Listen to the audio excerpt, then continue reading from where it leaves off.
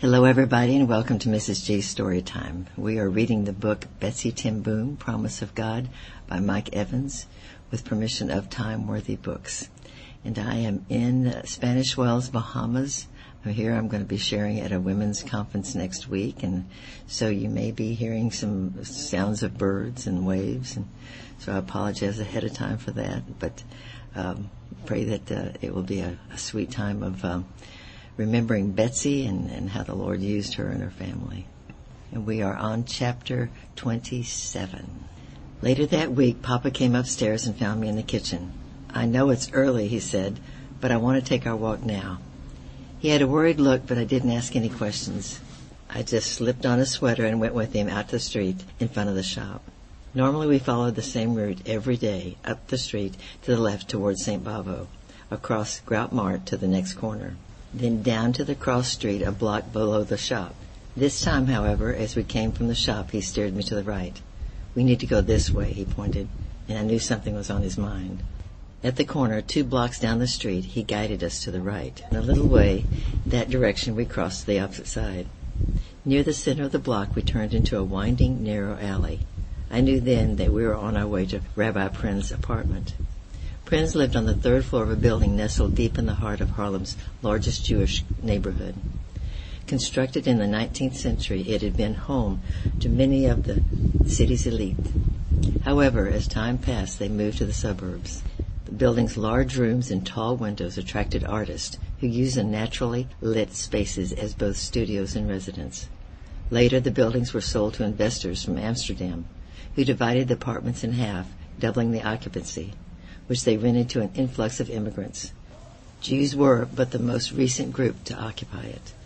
That morning we walked quickly down the alley to the front entrance of the building and made our way to the staircase. 4 times we had to stop to rest as we trudged up the steps, once for me and 3 times for Papa. But he refused to quit, and at last we reached the door to Prinz's apartment. Papa rapped on it with his knuckle and waited. When nothing happened, he banged on it with his fist.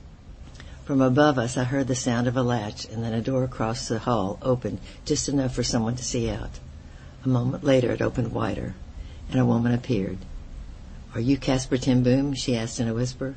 "Yes," Papa replied. "Sorry to disturb you. I was looking for Rabbi Prinz." "He isn't here," she said, shaking her head. "Do you know when he'll be back?" The woman glanced around warily. "They took him." "Who took him?" "The Germans.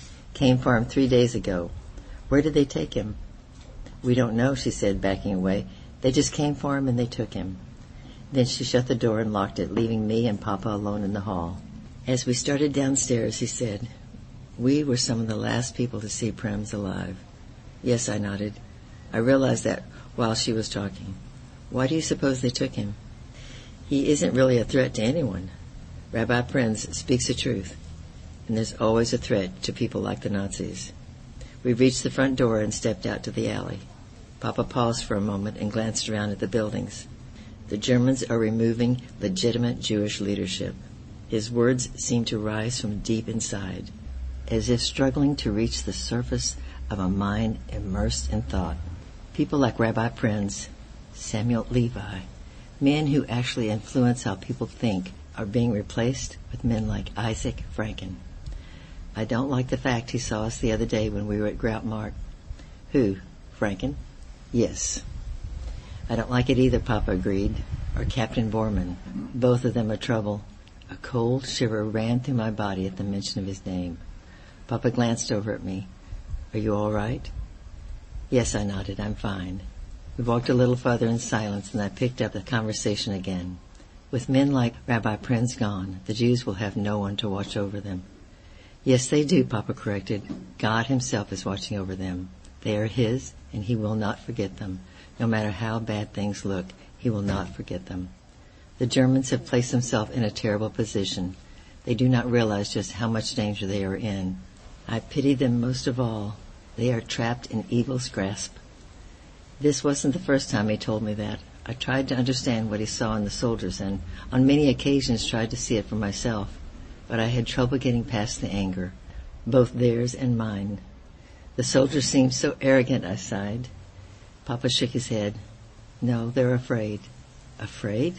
I gave him an amused grin. Afraid of what? That's just it, he insisted. They don't know what they're afraid of. They are simply afraid. Fear has gripped their minds, their hearts, and their souls.